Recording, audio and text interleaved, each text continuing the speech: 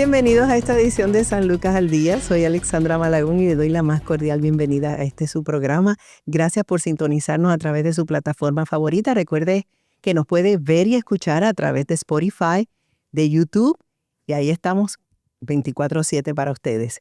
Esta semana tenemos un tema bien interesante y le doy la bienvenida, la más cordial bienvenida, porque soy su fanática, Charlie Caraballo, quien es capellán de aquí de Hospicio y Home Care San Lucas, y de verdad que siempre es un gusto verte, Charlie. Me encanta la manera en que nos tocas, en que tu mensaje nos llega al corazón.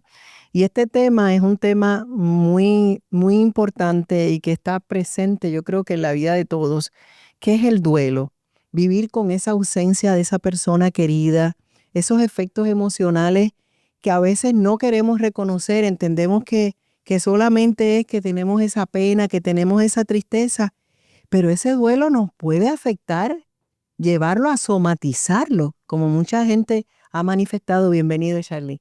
Alexandra, gracias por la oportunidad y poder estar con cada uno de ustedes, ¿verdad? En este programa San Lucas al Día. Siempre es un hermoso privilegio poder estar en estos espacios donde podemos edificar las vidas de aquellos que nos escuchan, que nos ven y de igual manera que pueden estar atravesando un proceso difícil en tu vida, como lo que es la ausencia y la pérdida de un ser querido. Vamos a ir directamente. ¿Qué significa vivir con una ausencia de un ser querido y cómo se experimenta emocionalmente en nuestro corazón esa ausencia? Vivir con una ausencia, estamos hablando de no tener presente a aquella persona que nosotros amamos físicamente, pero sí guarda un recuerdo importante en nuestros corazones. Esta ausencia de manera emocional se suele darse en el corazón. Ahora bien, cuando nosotros hablamos que se da en el corazón, tenemos que pensar en una palabra hebrea llamada lev, que habla del corazón, pero del centro de las emociones, de las decisiones del ser humano y de la voluntad. Es allí donde obviamente crea esos efectos emocionales que, ¿verdad?, que nos dan y vivimos cuando tenemos una ausencia de un ser querido. Es específicamente allí, es ese vacío existencial o ese vacío que comienza a crearse en nuestros corazones, en ese interior, cuando estamos atravesando por una ausencia de un ser querido. Y es real. Mucha gente quiere justificarlo o decir, no, no puede ser, pero es real. Esta emoción, ese dolor, esas sensaciones que tiene el cuerpo, que se manifiestan físicamente y se experimentan y te pueden crear en tu vida cotidiana un problema. No importa que haya pasado el tiempo, porque mucha gente cree que es al principio, pero hay gente, como te estaba comentando, de un familiar que llevaba 3, 4 años en una viudez y nunca pudo superar esto. Sí, definitivamente. Esto es un proceso, ¿no?, ¿verdad? Y como bien estábamos hablando, que se somatiza en nuestros cuerpos, y la realidad de poder atravesar esos procesos de ausencia, de dolor y que de alguna manera no podamos canalizarlos, nos afecta en cómo nosotros podemos enfrentar esa realidad de esas ausencias y cómo muchas veces no nos damos oportunidades en la vida porque todavía hay algo que no se ha trabajado y se ha manejado en nuestro interior, y específicamente en esa área emocional del corazón, del interior del ser humano. ¿Cómo cambia la forma de amar, recordar y vincularnos, pues después de una pérdida significativa? Porque mucha gente dice, yo esto no lo voy a superar. Por ejemplo, una madre, un padre, un hijo, que mucha gente dice, no existe ni siquiera una palabra, porque cuando te muere tu mamá, tú te quedas huérfano. Cuando te mueren tus padres, cuando se muere tu pareja, tú te quedas viudo, viuda. Pero cuando se muere un hijo, tú no tienes palabra para expresarlo. Y mucha gente dice, ¿cómo yo voy a manejar ese sentimiento?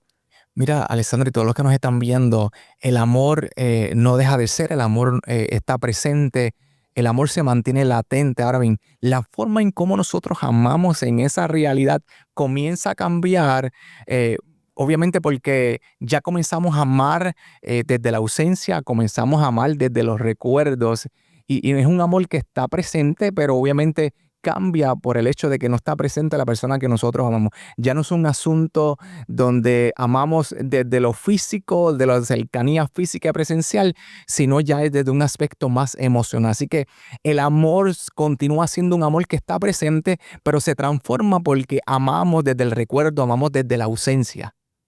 ¿Y qué sensaciones, desde tu experiencia, qué emociones serían estas que permanecen en nuestro corazón, que están ahí cuando la ausencia se vuelve parte de nuestra vida diaria, porque tú no vas a superar nunca esa muerte, pero cómo vamos a vivir con esa ausencia? ¿Cómo vamos a vivir en este duelo? Correcto, mira, ahí nosotros comenzamos a tener unas emociones, podemos sentir culpa, podemos sentir temor, podemos sentir ese vacío en nuestro corazón y son emociones que se dan de manera natural por causa de la ausencia y del duelo. Son emociones reales que yo siempre dejo saber y puedo orientar a las personas cuando estamos trabajando en un acompañamiento pastoral en la importancia de nosotros expresar nuestras emociones y nuestros sentimientos que están latentes y presentes en nuestro corazón por causa de una pérdida que significa. Así que dentro de la experiencia laboral y en ocasiones cuando nosotros personalmente vivimos por procesos difíciles de pérdidas también, porque la pérdida o la ausencia no necesariamente es física, sino que hay otros tipos de pérdida que nos llevan también a acarrear y tener esos sentimientos en nuestro corazón que son reales y que hay que expresarlos. Las emociones están latentes siempre de distintas formas. Somos unos seres emocionales, espirituales, físicos, es un complemento de todo. Pero yo me he percatado, Charlie, que depende de la generación. Hay un grupo de adultos mayores, por ejemplo, que no aprendieron a manejar esto, que no tienen herramientas. Incluso hay una generación que niega totalmente, o sea, que no, eso no se habla, eso no se expresa, eso no se manifiesta, pero eso no quiere decir que eso no te afecte, que eso no te dañe, que eso no te somatice, que eso no haya incluso que cambie las personas.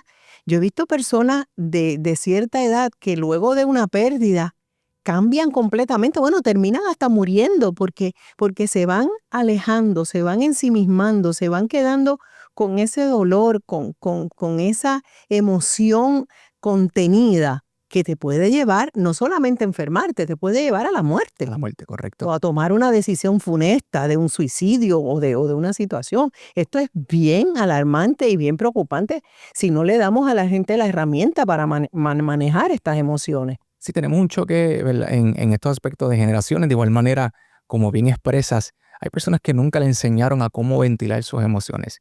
El famoso tabú de hablar del proceso de muerte, cuando en mi caso personal como capellán tengo que reunirme con familiares, admitir un paciente a nuestro programa, tenemos que hablar del tema de la muerte, lo hablamos con tacto, lo hablamos con compasión desde un aspecto pastoral, pero es un tema que es necesario, que nos permite prepararnos a una realidad inminente y eso nos ayuda, ¿no? Y entonces yo en ese caso siempre digo, vamos a enseñar, vamos a hablar, vamos a expresarlo para que esto nos permita tener una sanidad.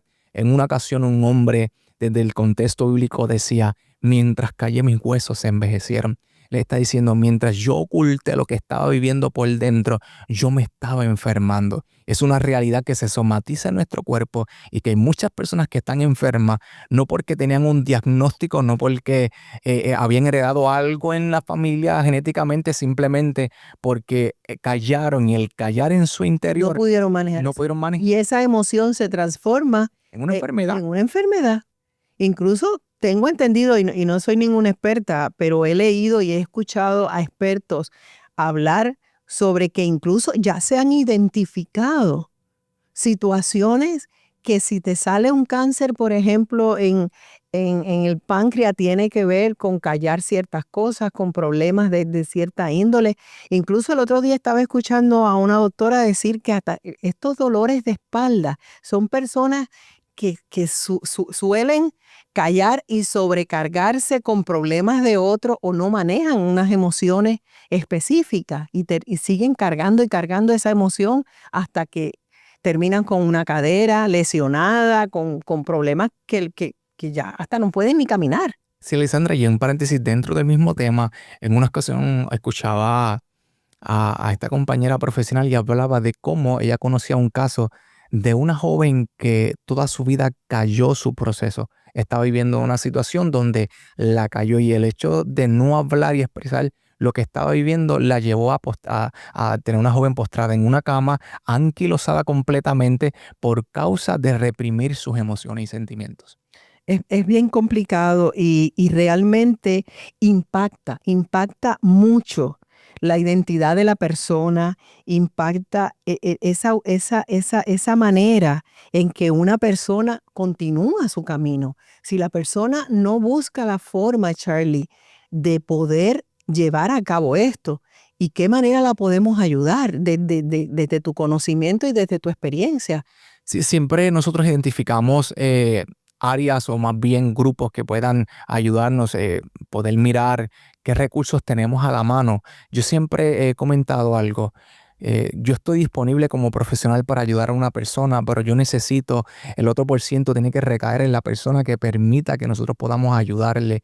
Si la persona no se abre y reconoce primeramente que tiene una necesidad y que necesita ayuda, pues nosotros se nos complica el proceso de poder ayudar a una persona en esta vivencia y en esta realidad que viven, ¿no? Así que comenzamos a identificar y tener esa apertura, si nos permiten, vamos entrando poco a poco al punto de que Son puedan como capas, abrirse. como que Es un, es un proceso, ¿no?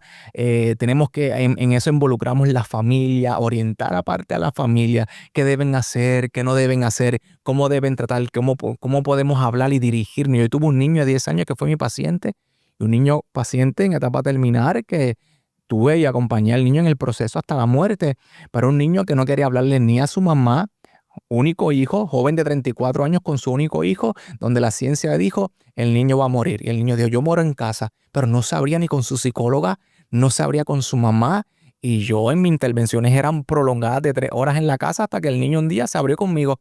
Pero comencé a hacer cosas que me dieron la apertura del niño sentarse y decirle, ¿sabes qué? Ahora te voy a escuchar. No he escuchado a nadie, no he hablado con nadie, pero ahora yo voy a hablar. Yo sé que yo voy a morir. Y yo dije que quería morir aquí en mi casa y lo acompañamos en el proceso hasta verlo en una cama, tener un asunto inconcluso, mandé a buscar a tu hermana, cuando el niño la vio, a su tía, se murió. wow. Es tan impactante todo esto porque la muerte es un tabú. Nadie quiere hablar de la muerte, incluso personas que o sea, es un proceso totalmente, como tú bien dices, normal y natural, y es un proceso inminente. Todo lo que está vivo eventualmente va a morir. Tratar de hablar con personas sobre duelo es tan complicado, o personas ya que están entrando en ciertas edades. ¿Cómo quieren manejar esto? ¿Ayudaría en una familia a comenzar a ver la muerte como parte de la misma vida y del ciclo que es? ¿Sería saludable empezar estas conversaciones, personas que son cuidadores, personas que tienen sus padres con condiciones, comenzar a hablar de la muerte?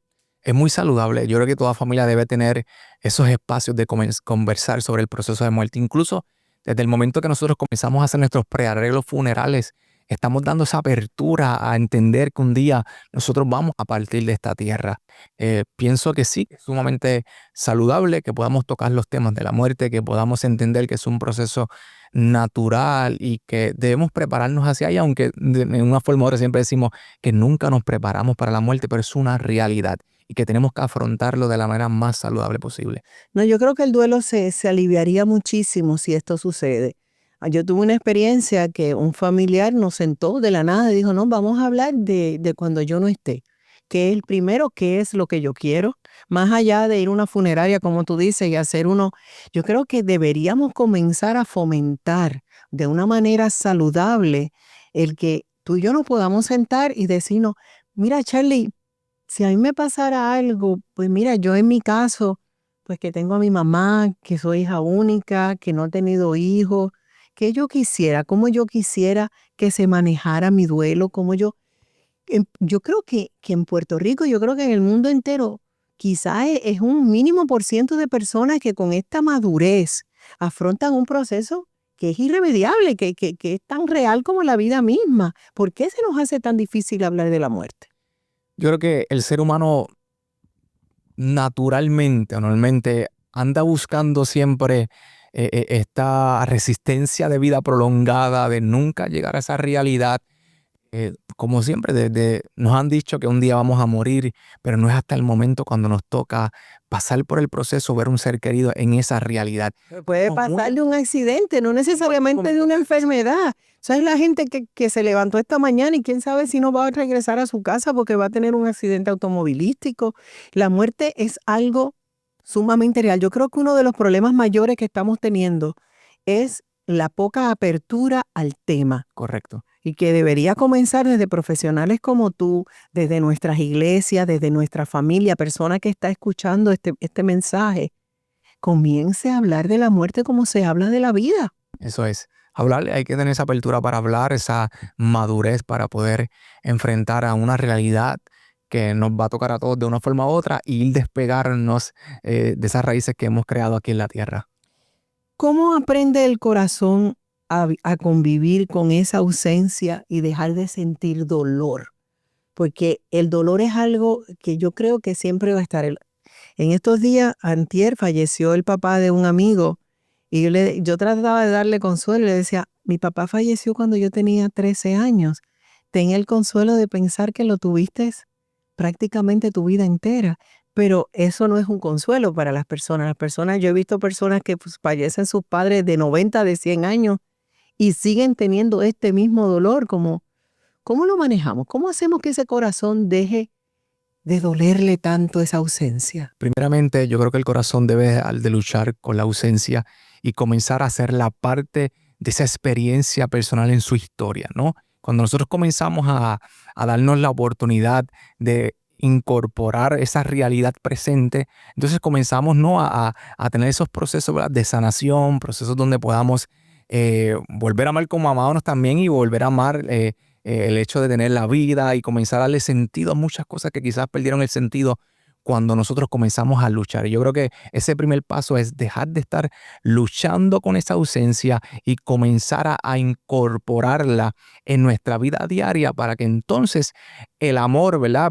Obviamente el amor está presente, el corazón sigue amando, pero sí siempre se ve afectado de una forma u otra porque comenzamos a luchar con esa ausencia en vez de darnos la apertura para poder hacerla parte de nuestra realidad y de nuestra historia. Es importante comenzar a manejar esas emociones. Hay muchas preguntas que tengo para ti, como estas señales que indican que la persona no está sanando adecuadamente. Porque una cosa es un duelo, pero ya cuando es un duelo prolongado, en tu experiencia como quizás familiar, como quizás compañero de vida de alguien que esté pasando por la pérdida, en mi caso, mi esposo que está pasando ahora mismo por la pérdida de unos familiares que fallecieron y ante la inminente pérdida quizás de un padre que está enfermo, ¿cómo los que estamos cerca podemos aportar o darnos cuenta de que algo con ese duelo no está funcionando bien? Hay unas señales y unos indicadores que nosotros como profesionales observamos, igual se los compartimos a la familia para que estén pendientes. Hay un aislamiento prolongado, hay una tristeza profunda, hay un llanto recurrente en ese proceso. Y estas señales no son señales, ¿verdad?, de que pues, simplemente no estemos atravesando el duelo, sino que son espacios que nos permiten de que hay una realidad presente que tenemos que afrontar, ¿no? Y cuando nosotros nos percatamos de ese llanto recurrente, nos percatamos de Esto que puede tenemos que durar hablar. semanas, meses. Un duelo complicado te puede durar más de un año ese proceso. Un duelo normal dura de 6 meses a un año, ya un duelo quizás más complicado puede durar mucho más, claro Y está. esto depende obviamente, de que la persona haya estado, quizás un cuidador, quizás Correcto. una persona que tuvo una enfermedad que estuvo muchos años. Puede variar Puede variar. y esto incidir en cómo se maneja el duelo o lo que puede durar este duelo. Definitivamente va a depender de la cercanía que tuvimos con la persona, con el ser querido, el rol importante o, ¿verdad?, esa parte o lo que fuimos para alguien, ¿no? Yo creo que eso, ¿verdad?, cuando nosotros venamos a ver, vemos semanas, 2 semanas, vamos, ¿verdad?, poner 3 semanas, vemos una persona en el mismo comportamiento, pues nosotros ya hay unas banderas que se levantan y hay que tomar acción. El llorar es natural, no siempre se va a reflejar con lágrimas, pero es este sentido como de que hay una ausencia y tenemos que obviamente buscar ayuda para nuestros seres queridos, una ayuda pastoral, ayuda de un psicólogo y nosotros como familia también ser parte de la manera más correcta para poder ayudarles en ese proceso. Eso te iba a decir, ayuda la parte de tener una fe, de no se maneja igual cuando ya hay un factor de personas que han encontrado el camino del Señor, que han encontrado esa paz. a través de una creencia de saber que ese familiar está ya en otro plano, que está con Dios. Cuando hay este factor religioso o digamos que hay una parte espiritual, para no llamarle religiosidad, sino espiritualidad, en tus experiencias, ayuda. La fe es un elemento y es un legado. La fe es un legado que se nos deja, que es sumamente importante. La fe no niega la realidad que podamos estar viviendo, sino que nos da la fortaleza y nos da las herramientas como esperanza, como consuelo, de poder ver esa realidad y poder seguir hacia adelante, entender que la vida continúa, pero una vida que continúa con sentido, porque a veces le perdemos el sentido a la vida y es una vida que continúa con sentido. Así que la fe es un legado importante que nos permite afrontar una realidad sin negar el dolor que estamos atravesando, enfrentar ese dolor y obviamente encaminarnos a un camino que continúa, pero mirando ese proceso de pérdida de una manera distinta y diferente. De la pregunta anterior se me ocurre, ya estábamos hablando de ese periodo que consideraríamos dentro de lo normal que dure el proceso, pero cuando ya estamos hablando que esto te puede afectar un órgano como el corazón, que hay personas que ya luego de un duelo, luego de una pérdida, de una ausencia, se enferman. ¿Cómo entonces como familia podemos empezar a identificar de que ya esto es más que un duelo, que esto ya es más que quizás una depresión o quizás una situación que ya requiera una ayuda médica? Y bien importante que nosotros podamos plantear esto. El duelo es una respuesta natural ante una pérdida significativa. El duelo no es aquello que se sana, es un duelo. El duelo es aquello que nosotros transitamos, es parte dentro de lo que es esa respuesta natural ante una pérdida que significa. Ahora bien, cuando nosotros no tenemos las herramientas o nosotros tenemos la apertura de ser ayudados en esa realidad o en esa transición, en ese caminar del duelo, pues comenzamos a atravesar por unas circunstancias difíciles, como estamos hablando en la parte del cuerpo, ¿no? Físicamente nos afectamos, nos enfermamos y es allí donde nosotros entonces pues debemos tomar acción, ¿no? Yo creo que nunca debemos dar ese tiempo prolongado para entonces tomar acción, Eso, porque porque si no, hay gente, sobre todo estamos hablando de adultos mayores, de personas de cierta edad que, no, yo estoy bien. O sea, no permiten, eso es lo que estabas hablando de tu experiencia con este niño. O sea, hay personas que ponen estas barreras, hay personas que impiden que no solamente un profesional, que los propios familiares accedan a su dolor o se marginan o se aíslan o entran en este caparazón de nosotros no poder, pero ya cuando esto se prolonga y ya hay que intervenir, o sea, yo creo que aún desde las primeras semanas nosotros vamos ya evaluando. El proceso de duelo es normal, un duelo normal, como bien dije, dura de 6 meses a un año, pero nosotros en ese proceso vamos observando una semana, 2 semanas encerrado, que no sale un llanto recurrente, que no ventila sus emociones, ya son indicativos que levantan una bandera que no podamos esperar a los 6 meses a un año para buscar ayuda profesional. tenemos que tomar en cuenta eso que nos dice Charlie. Charlie, lamentablemente el tiempo se nos agota y hay tantas cosas de hablar un tema tan neurálgico como lo es este, y un tema que no se habla ni siquiera en estos foros. Antes de despedirnos, quisiera algún mensaje a personas que estén pasando por un duelo, que estén pasando por este dolor que ya se manifiesta, yo te diría, a unos niveles más profundos. Un mensaje para ellos o para sus familiares de cómo ayudarlos antes de despedirnos. A todos los que nos están viendo y escuchando, quiero dejarles saber que cuando nosotros pasamos por este proceso de ausencia, la ausencia muchas veces va a trastocar nuestra identidad, va a redefinir nuestros roles, nuestras rutinas, van a ser incluso la manera en cómo nosotros nos percibimos como personas. Es importante saber que la vida continúa y que aún continúa. Nosotros vamos a comenzar a mirar esta ausencia como parte importante de esos procesos que podamos estar viviendo. Nosotros vamos a caminar y a darle valor. Esos son los momentos donde más valor le damos a la ausencia, entendiendo que la vida continúa, que el Señor nos da la fortaleza para poder subsanar esta realidad de nuestro corazón y continuar amando y sobre todo continuar la vida que Dios nos regaló a cada uno de nosotros. Siempre es un gusto tenerte en el programa, lo dije al principio y lo reitero, gracias Charlie Caraballo, por estar aquí con nosotros, por nutrirnos con esas palabras que siempre nos llenan de esperanza y sanan. Tus palabras sanan. Amén. Tienes ese don y creo que el Señor te ha dado ese don. Gracias por este tema. Espero poder tenerte. Estamos empezando el año.